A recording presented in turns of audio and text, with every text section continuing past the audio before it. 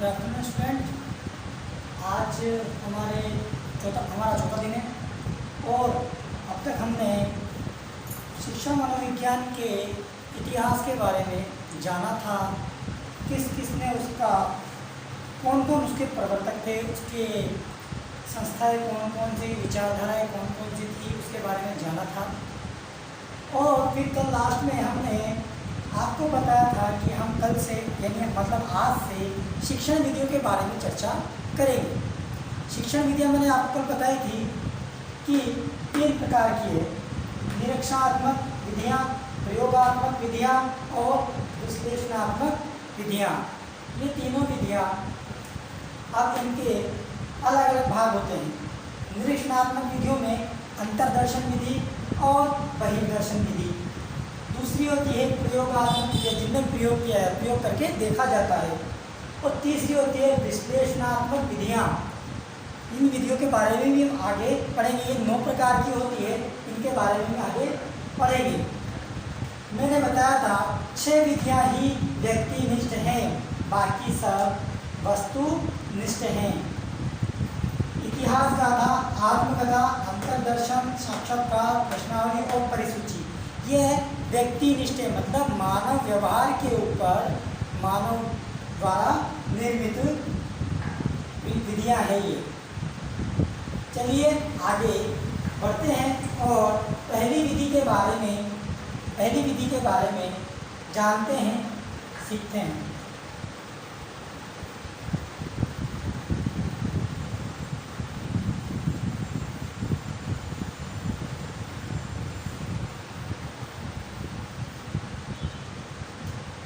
पहली विधि है अंतर्दर्शन विधि। अंतर्दर्शन विधि, इस विधि को, यह विधि दूसरे नाम से आत्म निरीक्षण विधि, इस विधि का ही दूसरा नाम है आत्मनिरीक्षण विधि। कभी प्रश्न आ जाए कि आत्मनिरीक्षण विधि को और किस विधि के नाम से जाना जाता है, तो हमारा उत्तर होगा अंतर्दर्शन विधि। अब इसके प्रवर्तक थे जॉन लॉक। ये कहाँ से थे? इंग्लैंड से। कहाँ से थे ये? इंग्लैंड से। यह मानव व्यवहार की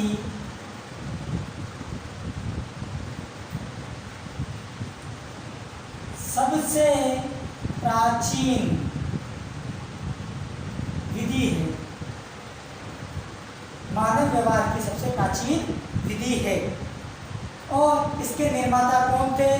प्रवर्तक भी जॉन लॉक थे और निर्माता भी कौन थे? जॉन लॉक थे। ये प्रसिद्ध मनोवैज्ञानिक हैं के। इन्होंने अपनी परिभाषा दी और परिभाषा में वो लिखा कि मानव मस्तिष्क द्वारा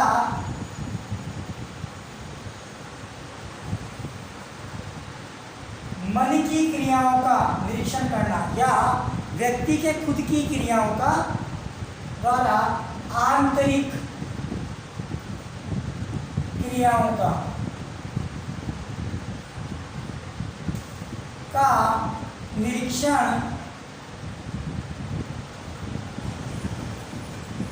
करना ही अंतर्दर्शन है।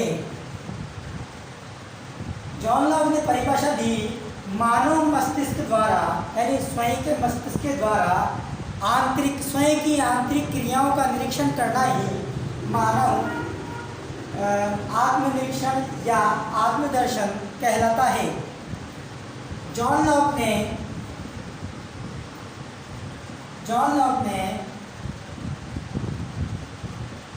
मानव मस्तिष्क को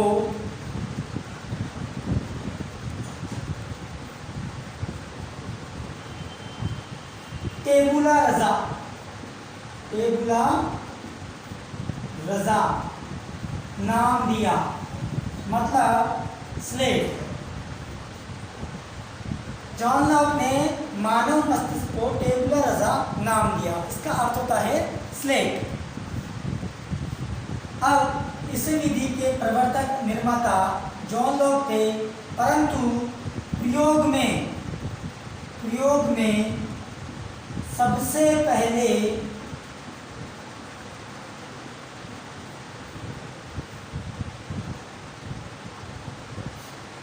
विलियम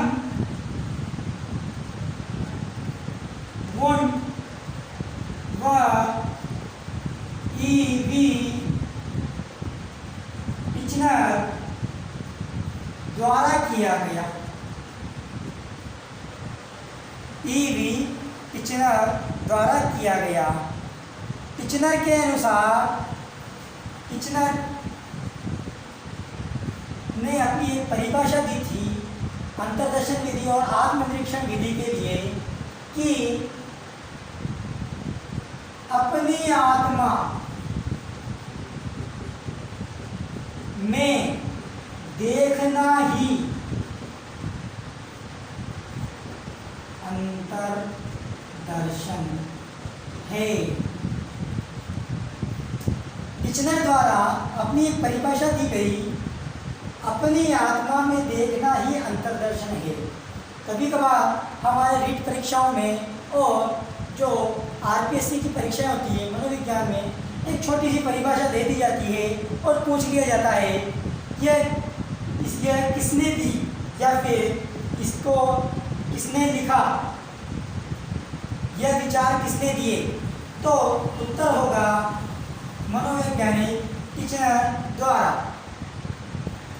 अब ये हुआ अंतर्दर्शन विधि के प्रवर्तक और इसके निर्माता और प्रयोग, सबसे पहले प्रयोग करने वालों के बारे में हमने बात की। अब इसमें बहुत सारे प्रश्न बनते हैं हमारे। पहला बनता है आत्मनिरीक्षण विधि किसे कहते हैं। उत्तर आ सकता है या फिर मानव मस्तिष्क द्वारा आंतरिक क्रियाओं का निरीक्षण करना ही कौन सी विधि के अंतर्गत आता है। तो उत्तर बनता है अंतर्दर्शन विधि। या फिर जॉन लॉक के द्वारा मानव मस्तिष्क को किस नाम से पुकारा गया। तो उत्तर होगा टेबुला रसा। इसी प्रकार अंतर्दर्शन विधि और आत्मनिरीक्षण विधि को सबसे पहले प्रयोग में किन मनोवैज्ञानिकों द्वारा लाया गया। तो उत्तर होगा विलियम वुंड व ई.वी. टिचनर द्वारा। और लास्ट प्रश्न है कि अगर उन्होंने अपनी किसी मनोवैज्ञानिक की परिभाषा दी, तो ऐसे यदि मान लो अपनी आत्मा में देखना ही अंतर्दर्शन है, किसके द्वारा लिखा गया या किसकी परिभाषा से संबंधित है। तो उत्तर होगा टिचनर। एक प्रश्न यह भी बन सकता है कि अंतर्दर्शन विधि के प्रवर्तक जॉन लॉक किस देश से संबंधित है। तो इंग्लैंड। वैसा बहुत कम पूछे जाते हैं देशों के नाम, परंतु बाकी सवाल पूछे जा सकते हैं। लिख लीजिए, हम इसके बाद आगे बढ़ेंगे।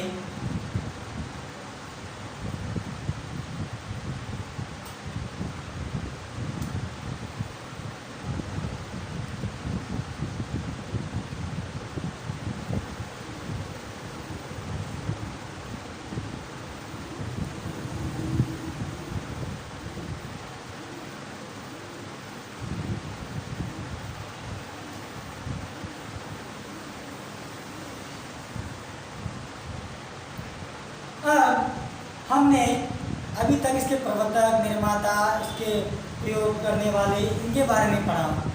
प्रत्येक विधि की एक खासियत होती है कि उसके कुछ गुण होते हैं और कुछ दोष होते हैं। गुण और दोषों के बिना किसी भी विधि को सफल या असफल नहीं बताया जा सकता। तो अब हम आते हैं गुणों के बारे में। गुण, इसका पहला गुण है यह विधि आत्मज्ञान की सर्वश्रेष्ठ विधि है।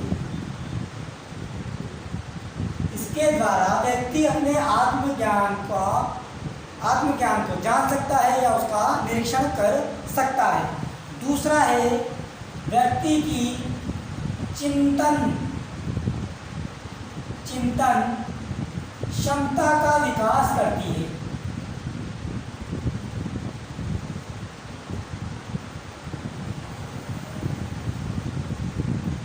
यह विधि व्यक्ति की या जिसका हम अध्ययन कर रहे हैं उसकी चिंतन, जो अध्ययन कर रहा है उसकी चिंतन क्षमता का विकास करती है।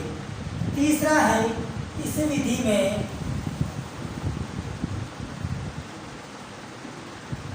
ध्यान केंद्रित करने की क्षमता का विकास होता है।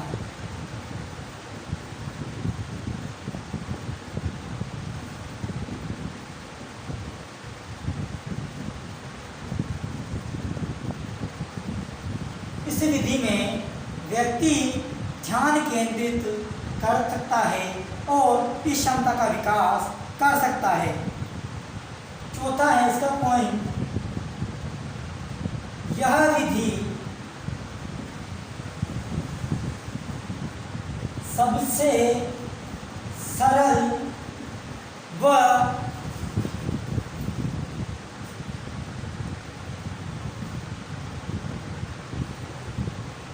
यह विधि सबसे सरल विधि है अध्ययन, व्यवहार अध्ययन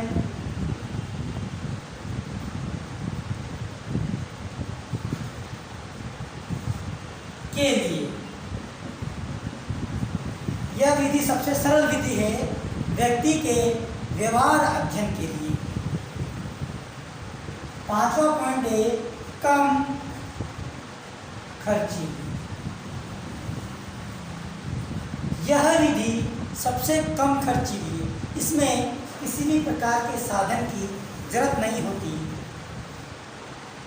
तो अगला पॉइंट हमारा यही होगा, किसी भी साधन की आवश्यकता नहीं है या होती है। सातवां पॉइंट है यह विधि व्यक्ति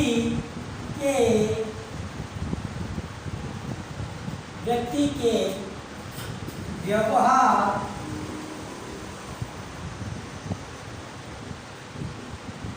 को स्वयं सुधारने का मौका देती है।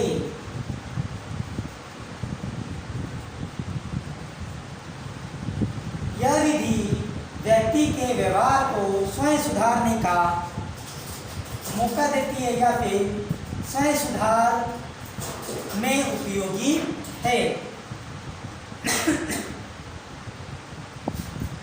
ये इसके गुण हो गए। देखिए, जैसा कि हमने पहले पढ़ा कि मनुष्य या व्यक्ति के व्यवहार, खुद के व्यवहार, आत्मज्ञान, आत्मा का या मस्तिष्क द्वारा शरीर आत्म क्रियाओं का जो अध्ययन किया जाता है उसकी सर्वश्रेष्ठ विधि है। चिंतन क्षमता का विकास होता है, ध्यान केंद्रित करने की क्षमता होती है इसमें, और यह विधि सबसे सरल भी है। स्वयं व्यक्ति खुद के बारे में चिंतन कर सकता है, किसी से ज़्यादा सलाह या फिर ज़्यादा जानकारी की आवश्यकता नहीं होती। उसके सबसे कम खर्ची भी होती है, किसी प्रकार की साधन की या फिर किसी प्रकार की ढंग से आवश्यकता नहीं होती है। व्यक्ति के व्यवहार को स्वयं सुधारने का मौका मिल जाता है इसमें, क्योंकि यह आत्मचिंतन वाली विधि भी है। अब चलिए, ये हुए इसके गुण। अब जहाँ किसी विधि के गुण आते हैं तो दोष भी होते हैं।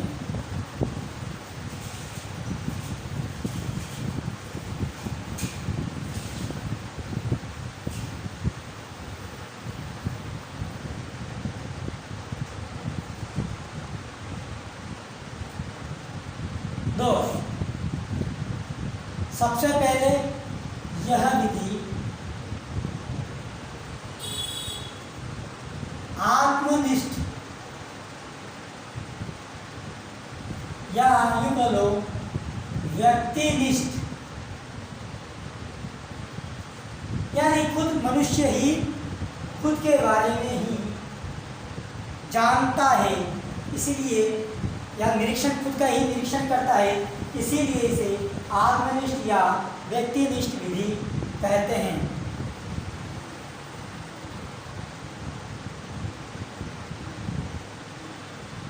दूसरा है कि वैधता व विश्वसनीयता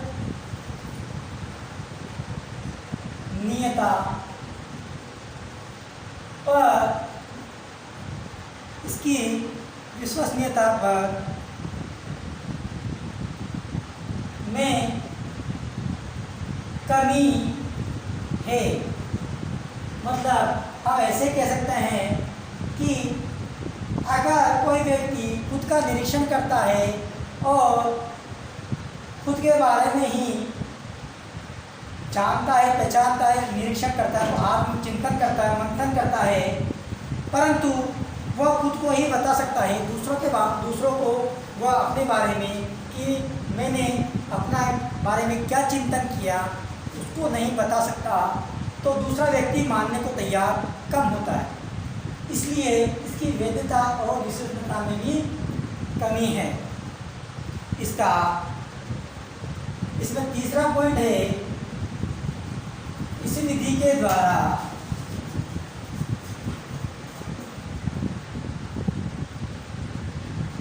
व्यक्ति गोपनीय व्यवहार का पता का निरीक्षण नहीं कर सकता है। गोपनीय मतलब किसी ऐसी चीज, गोपनीय चीज जिसे हमारे मन में कोई और भी चीज साथ में चल रही है तो उसका निरीक्षण नहीं, एक बार में दो चीजों का निरीक्षण नहीं हो सकता है। तीसरा है प्रमाण उपलब्ध नहीं कराए जा सकते। मतलब अगर हम कहें कि किसी भी चीज़ का प्रमाण के लिए किसी, जैसे कहते हैं ना कि सबूत की आवश्यकता होती है, तो इसमें किसी भी प्रकार का सबूत नहीं है, क्योंकि हमने इसमें साधनों का उपयोग, क्योंकि हमने क्या इसमें साधनों का उपयोग होता ही नहीं है, इसलिए प्रमाण उपलब्ध नहीं कराए जा सकते। अगला पॉइंट है छोटे बच्चों, पशुओं, पागलों, चंचल व्यक्तियों पर इस विधि को प्रयोग में नहीं लाया जा सकता है। कहने का मतलब है छोटे बच्चे, पशुओं, पागलों, चंचल व्यक्तियों पर इस विधि का प्रयोग नहीं किया जाता है। जब तक मनुष्य में सोचने समझने की क्षमता विकसित नहीं होगी, यह विधि व्यर्थ है। आत्मनिरीक्षण करने की क्षमता उत्पन्न नहीं होगी, यह विधि व्यर्थ है। छोटे बच्चे स्वयं का आत्मनिरीक्षण नहीं कर पाते, पशु भी नहीं कर पाते, पागल, क्योंकि उनका मस्तिष्क अस्त व्यस्त होता है, तो वो भी इस श्रेणी से बाहर हैं। और चंचल व्यक्ति भी इस देश में ही आते हैं और यह इस विधि का उनके ऊपर प्रयोग नहीं किया जा सकता है। अब हमने अभी तक इसके गुण और दोषों की बात करी। अब मैंने आपसे इससे पहले भी कहा था, जब भी कोई भी विधियाँ या प्रवर्तक या संस्थाएं या विचारधाराएँ होती है तो उनके विरोधी भी होते हैं। शुरुआत में मैंने आपको उनके नाम, प्रवर्तक, समय और उनके विरोधी भी लिखाए थे। तो इसका भी एक विरोधी है जिनका नाम है मनोवैज्ञानिक श्री जेम्स विलियम। इन्होंने विरोध किया इसका अंतर्दर्शन विधि या आत्मनिरीक्षण विधि का। इन्होंने बोला कि यह कैसे हो सकता है कि मस्तिष्क दो भागों में बढ़ जाए, मतलब एक ही दिमाग, एक ही व्यक्ति यह खुद का निरीक्षण भी कर ले और खुद निरीक्षण करता भी बन जाए। ऐसा हो ही नहीं सकता। तो इनकी परिभाषा भी यही है, मस्तिष्क विरोध किया तो उन्होंने लिखा मस्तिष्क को दो भागों में बांटा जाना संभव नहीं है। विरोध के रूप में इन्होंने अपनी एक लाइन लिखी, मस्तिष्क को दो भागों में बांटा जाना संभव नहीं है। जैसे ज्ञेय और ज्ञाता। ज्ञेय का मतलब है जिसका निरीक्षण हो रहा है, और ज्ञाता मतलब जो निरीक्षण कर रहा है। एक ही व्यक्ति ज्ञेय और ज्ञाता नहीं बन सकता। विरोध के रूप में जेम्स विलियम ने ये बात कही। लिख लीजिए, उतार लीजिए।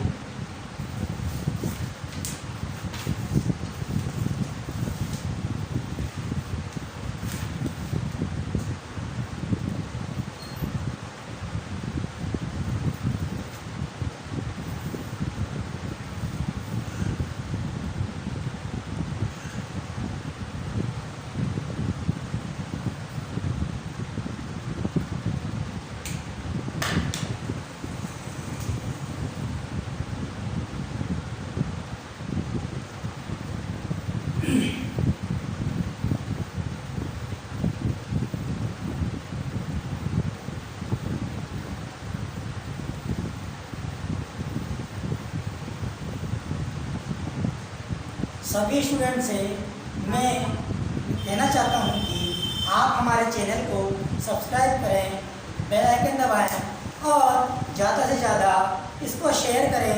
और किसी भी प्रकार की क्वेरी होने पर हमारे व्हाट्सएप नंबर दे रखे हैं ब्लैक बोर्ड पे, वाइट बोर्ड पे, तो आप इस पर अपनी क्वेरी का समाधान भी कर सकते हैं। अगली आती है बहिर्दर्शन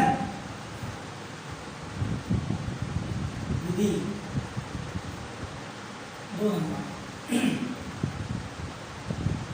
बहिर्दर्शन विधि, या फिर दूसरे शब्दों में कह दो बाह्य निरीक्षण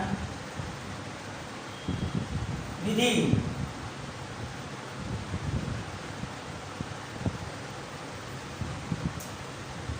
क्योंकि यह बहिर्दर्शन विधि है या बाह्य दर्शन विधि है या बाह्य निरीक्षण विधि है, मतलब इसके द्वारा, इस विधि के माध्यम से कोई व्यक्ति किसी दूसरे व्यक्ति का निरीक्षण करता है और उसके बारे में जानकारियाँ जुटाता है।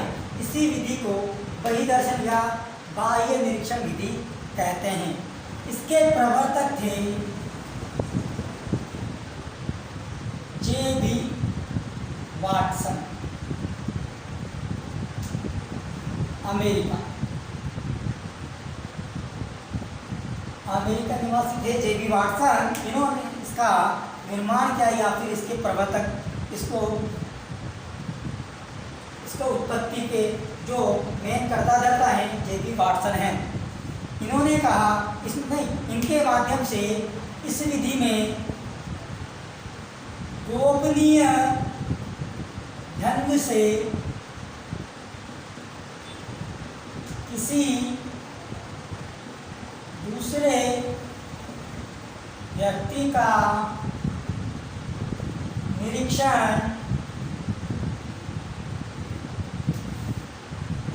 किया जा सकता है। गोपनीय ढंग से किसी दूसरे व्यक्ति का या अन्य व्यक्ति का निरीक्षण किया जा सकता है। प्रमाण के लिए camera, video recorder, tape recorder,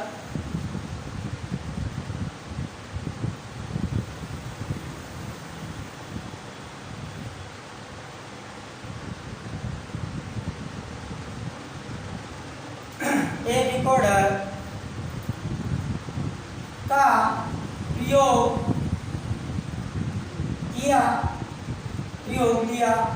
प्रयोग में लाया जा सकता है। मतलब बहिर्दर्शन विधि या बाह्य निरीक्षण विधि किसी अन्य व्यक्ति का निरीक्षण करना ही बाह्य या बहिर्दर्शन विधि कहलाती है।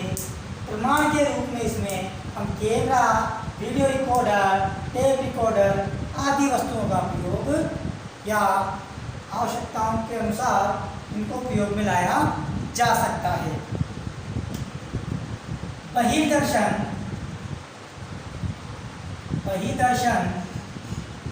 विधि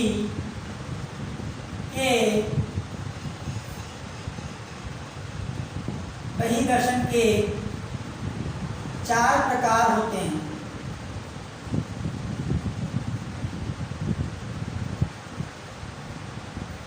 पहला है औपचारिक,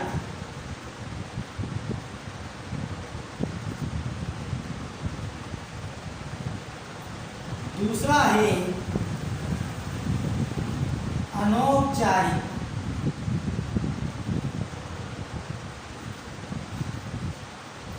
तीसरा है क्रमिक और चौथा है आकस्मिक।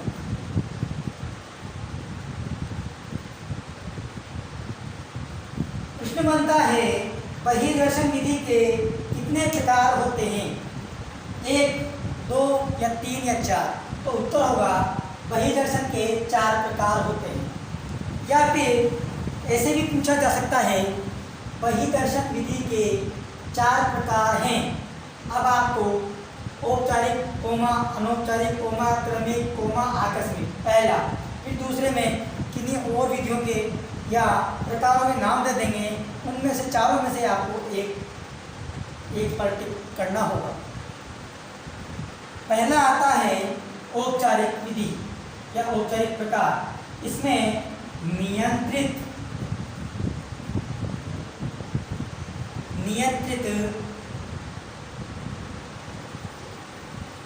परिस्थितियों के अनुसार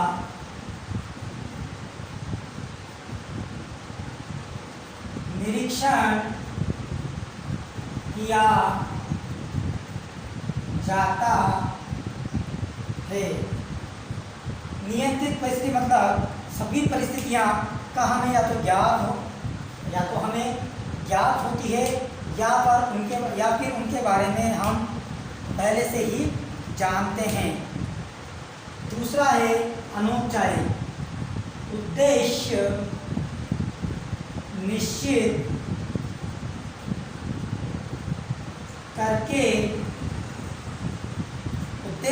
करके व्यक्ति के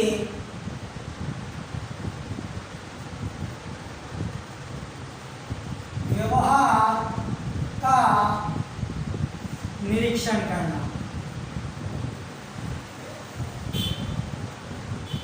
एक उद्देश्य कि हमें उस व्यक्ति के बारे में कौन सी सूचना या किस प्रकार की सूचनाएं एकत्रित करनी है, वो उसका उद्देश्य है, वो निश्चित होता है और उसके व्यवहार के द्वारा उसका निरीक्षण किया जाता है। तीसरी है क्रमबद्ध रूप से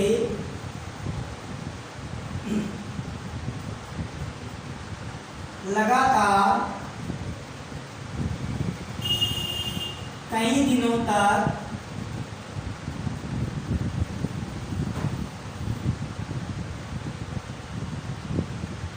अलग अलग परिस्थितियों में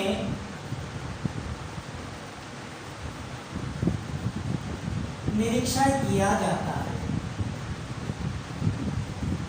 करना मतलब यह विधि ऐसी विधि है, क्रमिक से मतलब है क्रमबद्ध, एक के बाद दूसरी स्टेप, दूसरे के बाद तीसरी स्टेप, इसमें लगातार कई दिन, जरूरी नहीं है कि यह विधि एक ही दिन में पूरी हो जाए या फिर एक ही घंटे में पूरी हो जाए। इसमें कई घंटे, कई दिन और परिस्थितियाँ भी हर स्थिति के अनुसार अलग अलग हो सकती है। उन्हीं के अनुसार निरीक्षण कर क्रमिक बहिर्दर्शन किया जाता है। और लास्ट है आकस्मिक, इसमें अचानक ही किसी का निरीक्षण हो जाता है, यानी आकस्मिक में ऐसा होता है कि या तो हमें भी पता नहीं होता या सामने वाले को पता नहीं होता और उसका निरीक्षण होता चला जाता है। उसे कहते हैं आकस्मिक निरीक्षण। ये उसके प्रकार और बहिर्दर्शन के बारे में। अब हम इसके गुण व दोषों के बारे में पढ़ेंगे।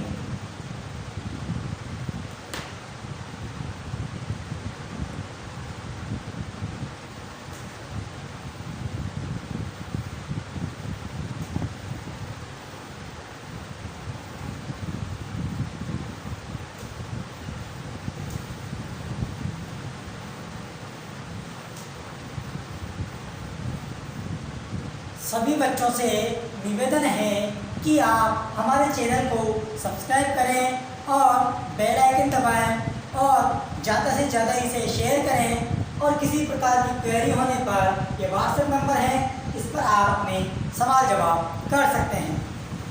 चलिए अब हम इसके गुणों के बारे में जानते हैं।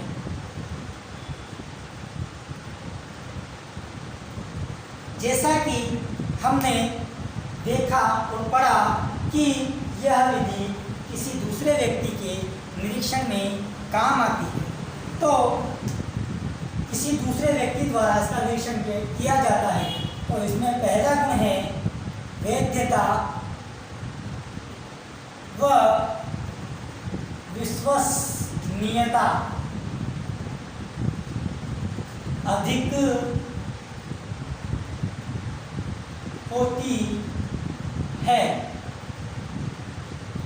इससे वैधता और विश्वसनीयता भी अधिक होती है। दूसरा है यह विधि वस्तुनिष्ठ होती है, मतलब वस्तु से मतलब है इसमें संसाधनों का प्रयोग किया जाता है। संसाधनों का प्रयोग मतलब मैंने शुरू में बताया था आपको, camera, tape recorder, video recorder आदि इसमें प्रयोग करते हैं। तो ये वस्तुनिष्ठ हो गई है। अगला है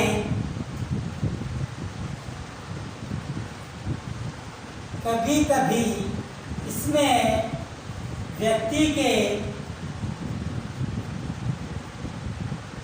गोपनीय व्यवहार का भी निरीक्षण हो जाता है। गोपनीय मतलब कभी कभी इस विधि के माध्यम से ऐसे व्यवहार का जो पहले कभी नहीं हुआ हो उस व्यक्ति का, और उसका भी निरीक्षण हो जाता हो। क्योंकि जिस व्यक्ति का निरीक्षण हो रहा है उसे पता ही नहीं होता कि मेरे बारे में या मेरा किसी के द्वारा निरीक्षण किया जा रहा है, और वह नॉर्मल बिहेवियर करता है और कभी कभार अचानक ऐसा व्यवहार भी करता है या स्पेशल व्यवहार भी करता है जो कभी सामने नहीं आता। तो हम कह सकते हैं कभी कभी इसमें व्यक्ति के गोपनीय व्यवहार का भी निरीक्षण हो जाता है। चौथा पॉइंट है इस विधि में प्रमाण की भरमार होती है। प्रमाण की भरमार होती है। जिन संसाधनों के माध्यम से इसमें निरीक्षण किया जाता है वो स्थायी प्रमाण देते हैं, और उनको एक व्यक्ति के अलावा दो से चार सभी व्यक्ति देख सकते हैं और उसका पता, उसके निष्कर्ष पर पहुंच सकते हैं। पांचवा, छोटे बच्चों, पशुओं, बिल्लियों, चंचल व्यक्तियों,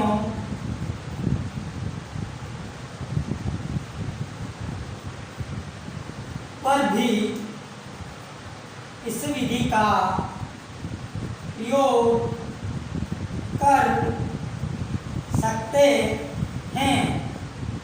कहने का मतलब है छोटे बच्चे हों, चाहे पशु हों, चाहे बिल्ली या चंचल व्यक्ति, इनके ऊपर निरीक्षण किया जा सकता है। वो खुद अपना निरीक्षण नहीं कर सकते, परंतु दूसरे के द्वारा इनका निरीक्षण कर सकते हैं। इसीलिए यह विधि ज़्यादा विश्वसनीय है। और छठा, यह व्यक्ति के निरीक्षण क्षमता का विकास करती है। वैसे तो हर विधि ही किसी न किसी रूप से क्षमता का, निरीक्षण क्षमता का विकास करती है, परंतु इस विधि में जिस व्यक्ति द्वारा निरीक्षण किया जाता है उसके निरीक्षण क्षमता का विकास होता है और वह दूसरे के निरीक्षण करते करते उसमें इतनी समझ और क्षमता विकसित हो जाती है कि वह उसके व्यवहार में क्या परिवर्तन हो रहा है पता लगा सकता है। परंतु जैसा कि मैंने आपको पहले भी कहा था, हर विधि का जैसे उत्पन्न होती है या उत्पत्ति होती है तो उसके प्रवर्तक होते हैं, प्रवर्तक के साथ साथ उसके विरोधी भी होते हैं। तो इसके विरोधी हैं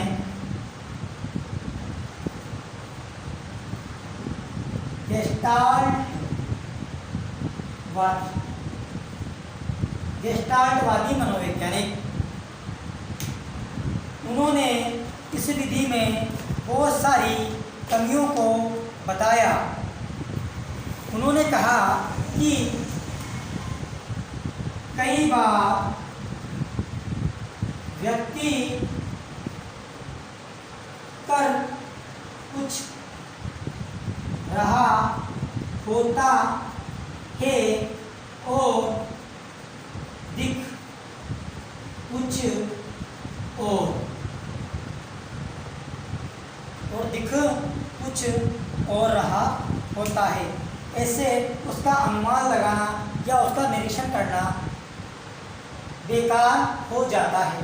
जैसे कि कोई व्यक्ति गहरे दुख में डूबा हुआ है, परंतु वह समाज को या अपने रिश्तेदारों को यह प्रदर्शित नहीं होने देना चाहता कि वह अंदर से बहुत दुखी है, तो और बाहर वो हंसता हुआ रहता है। तो इस विधि के माध्यम से गेस्टाल्टवादी जो मनोवैज्ञानिक थे, उन्होंने कहा कि यह विधि जब फेल हो जाती है, जब व्यक्ति कुछ कर कुछ रहा होता है और दिख कुछ और रहा होता है। लिख लीजिए।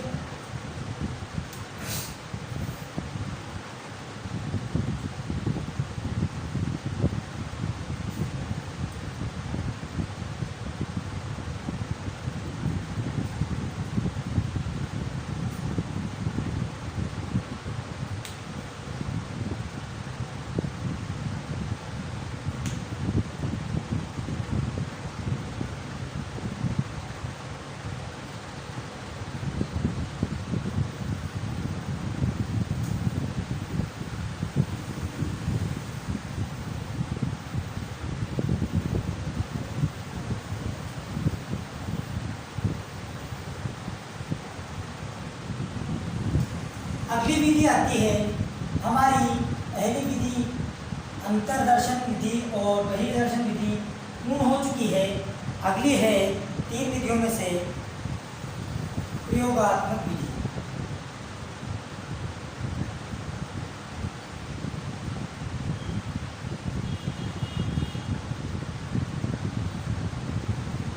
जैसा कि इसके नाम से ही पता चलता है कि इसमें प्रयोग करके ही किसी प्रकार का निष्कर्ष निकाला जाता होगा। इसके जो प्रवर्तक थे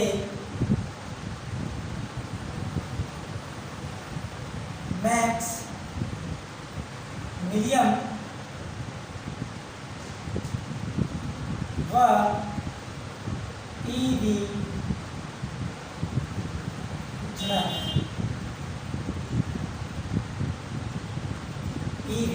टिचनर 1879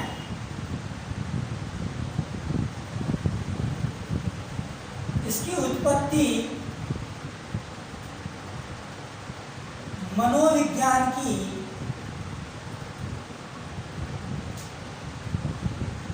प्रथम प्रयोगशाला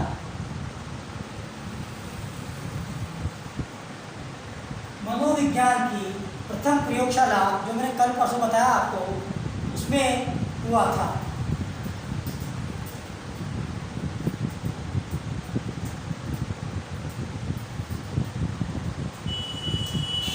क्योंकि यह प्रयोगात्मक विधि है, इसलिए इसमें प्रयोगशाला की जरूरत पड़ी।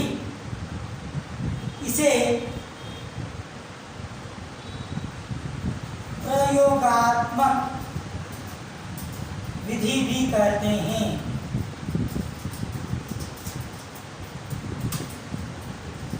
इसे प्रयोगात्मक विधि भी कहते हैं। इसमें प्रयोग करके व्यक्ति के व्यवहार में सुधार किया जाता है।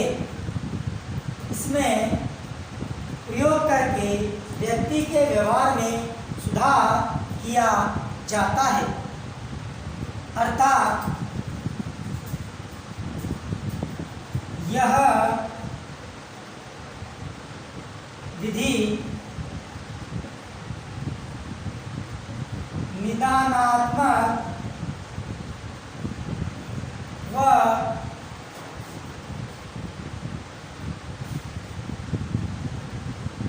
उपचारात्मक विधि भी कहलाती है या कहते हैं।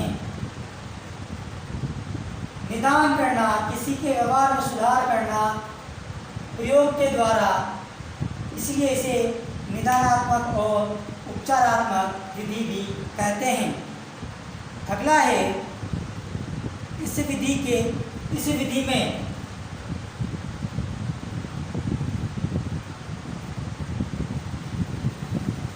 केंद्र बिंदु अध्यापक होता है।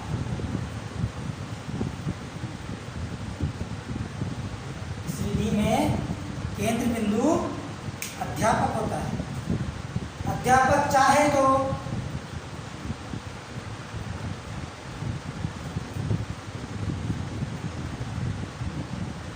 विद्यार्थी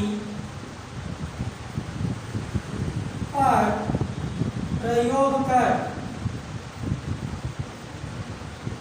उसका जीवन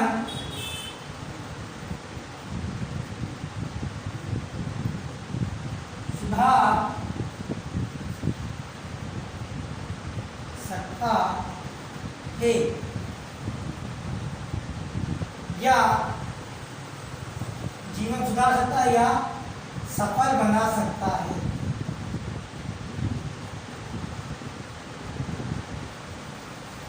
दोनों ही बातें हो जाए।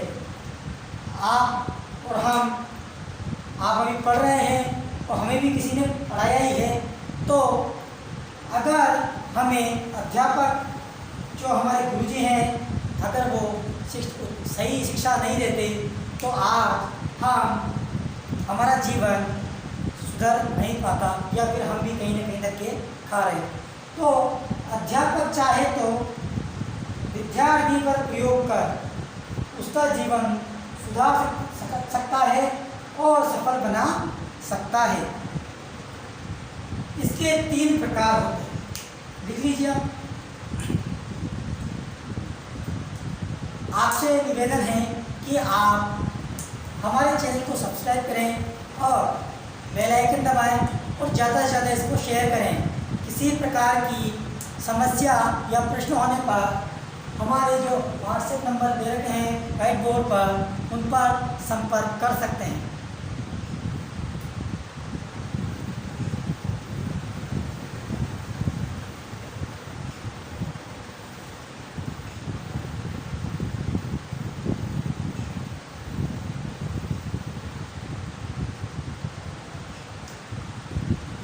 इसके 3 प्रकार होते हैं।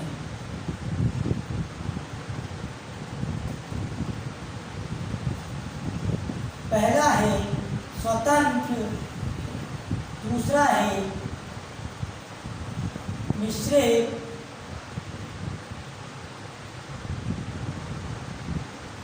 या फिर यूं कह लो आश्रित, तीसरा है मध्यस्थ।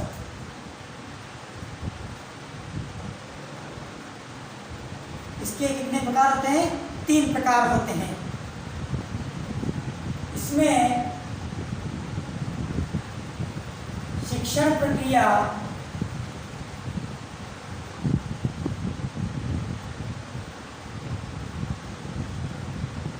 पूर्ण रूप से स्वतंत्र होती है। इसमें शिक्षण प्रक्रिया पूर्ण रूप से स्वतंत्र होती है। उदाहरण, अध्यापक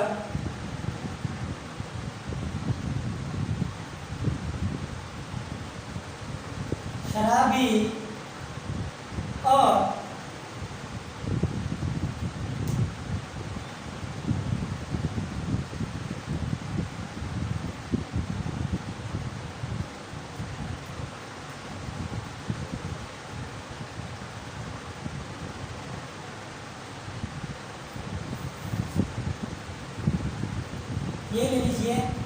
अध्यापक और शराबी। दूसरा है आश्रित, इसमें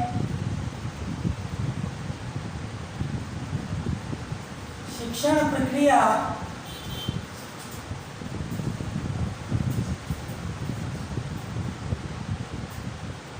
स्वतंत्र प्रक्रिया पर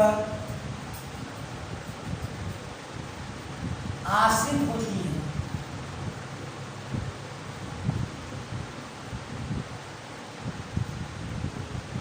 जैसे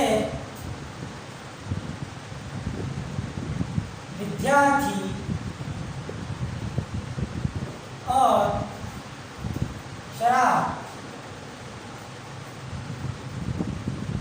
तीसरा है मध्यस्थ, इसमें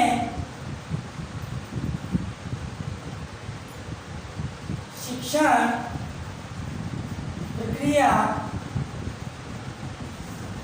दोनों के मध्यस्थ का कार्य करती है। जैसे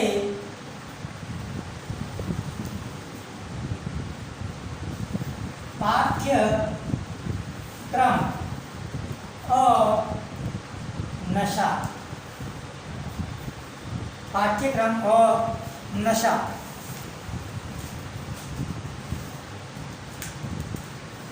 अब इसके गुण।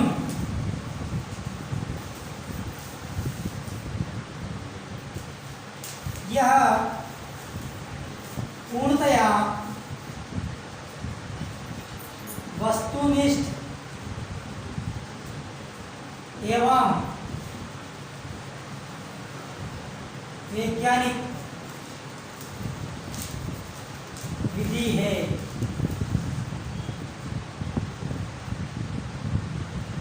दूसरा, विश्वसनीयता एवं वैधता सर्वाधिक होती है। तीसरा,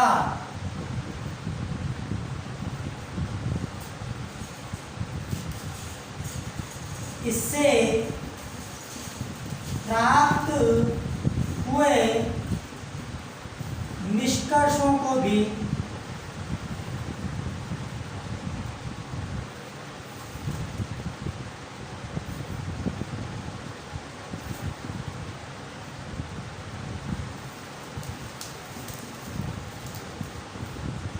प्रमाणित किया जा सकता है। ये हुए इसके गुण। अब आते हैं दोष।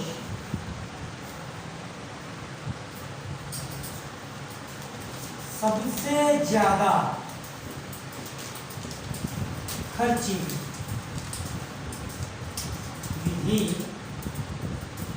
है। दो, सामान्य व्यक्ति इस विधि का प्रयोग नहीं कर सकते। और तीसरा है, सामान्य परिस्थितियों में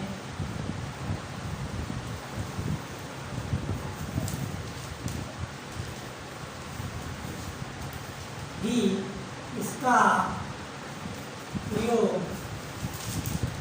संभव नहीं है। ये हमारी है प्रयोगात्मक विधि। उम्मीद है और पूरी आशा है आज जो आपको 3 विधियां बताई है वो आपको समझ में आई होगी और सही साफ भी दिखा होगा। और दिन की अपेक्षा आप हमारे चैनल को सब्सक्राइब कीजिए, बेल आइकन दबाइए, ज़्यादा से ज़्यादा शेयर कीजिए और किसी प्रकार की क्वेरी होने पर व्हाइट बोर्ड पर दिए गए व्हाट्सएप नंबर पर, इन नंबरों पर आप संपर्क कर सकते हैं। अब हम कल जो तीसरी विधि है जिसका नाम है विवरणात्मक विधियाँ। विवरणात्मक विधियाँ 9 प्रकार की होती है। तो उसका पहला है इतिहास गाथा।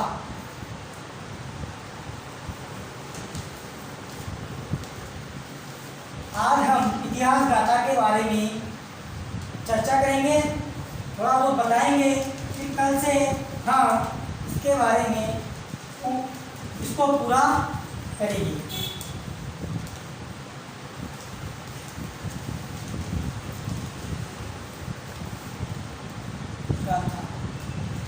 यह विधि विवरणात्मक विधि की पहली विधि है इतिहास गाथा, जिससे नाम से ही पता चलता है किसी व्यक्ति के इतिहास के बारे में जानना या उसके बारे में संपूर्ण चीज़ें प्राप्त करना, यह होती है इतिहास गाथा।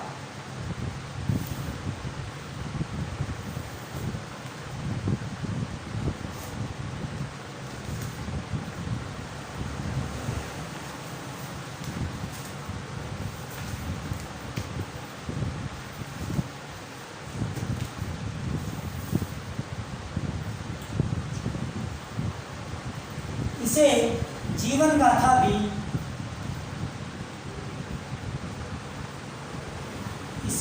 जीवन गाथा भी कहा जाता है या जीवन वृत्त भी कहा जाता है। इसके प्रवर्तक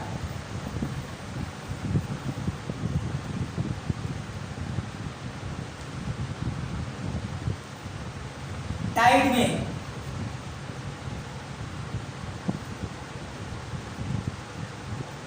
ये जर्मनी के हैं और सन 1737 में इसकी उत्पत्ति हुई थी।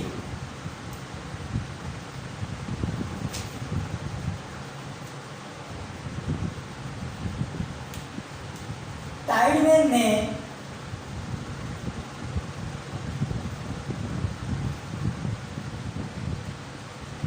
कहा, जब एक व्यक्ति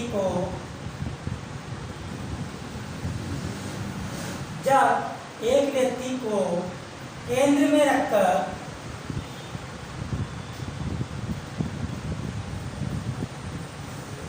उसके बारे में जानकारियां जुटाई जाती है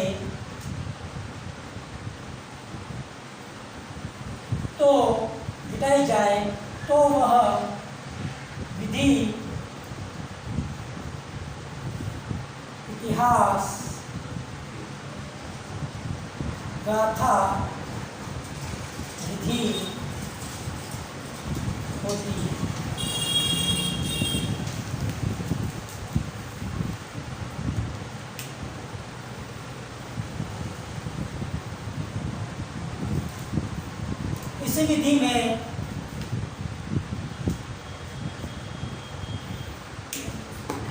इस विधि में समस्यात्मक व आपराधिक बालकों या व्यक्तियों के बारे में निरीक्षण किया जाता है।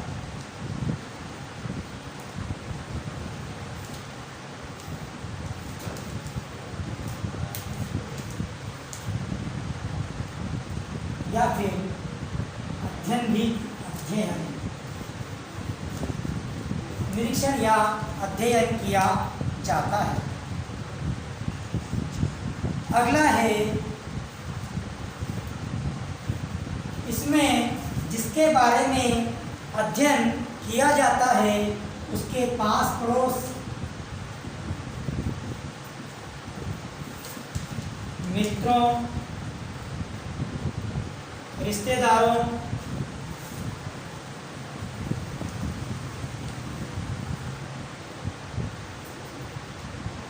परिवार के सदस्यों,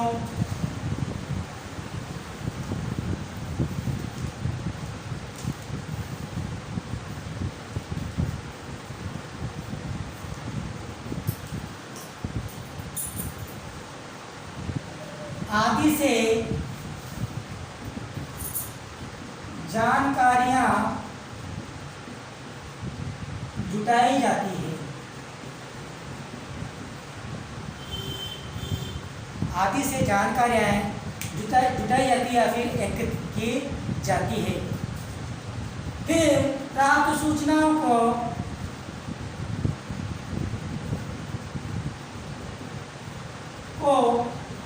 एकत्रित कर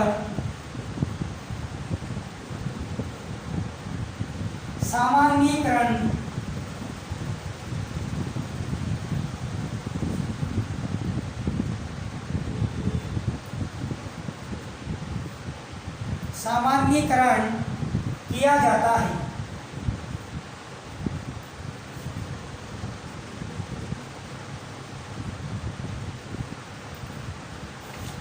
अगला है,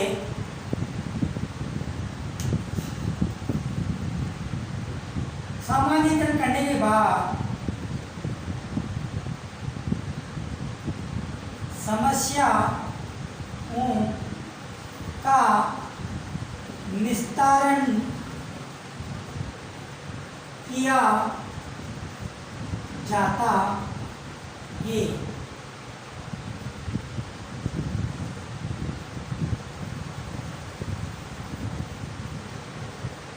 और अंत में निष्कर्ष निकाला जाता है। बच्चों, कहने का मतलब है इतिहास गाथा या जीवन गाथा या जीवन जो विधि है, इसके प्रवर्तक थे टाइडमैन, जो जर्मनी के थे। सन 1737 में इसकी उत्पत्ति हुई थी।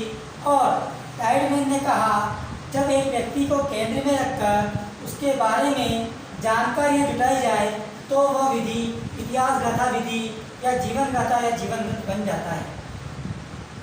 फिर इसमें क्या क्या होता है, समस्यात्मक या आपराधिक जैसे शैली वाले बालकों या व्यक्तियों के बारे में इसको प्रयोग में लाया जाता है या अध्ययन किया जाता है। उनके पास पड़ोस के, मित्रों के, रिश्तेदारों के, परिवार के सदस्यों आदि से जानकारियाँ जुटाई जाती है। प्राप्त सूचनाओं को एकत्रित कर समस्या का सामान्यीकरण किया जाता है। समस्याओं का सामान्यीकरण के बाद उनका निस्तारण किया जाता है और एक निष्कर्ष निकाला जाता है। ये हुई इतिहास गाथा विधि। कल हम इसके बारे में थोड़ा सा और अध्ययन करेंगे, जानेंगे। धन्यवाद।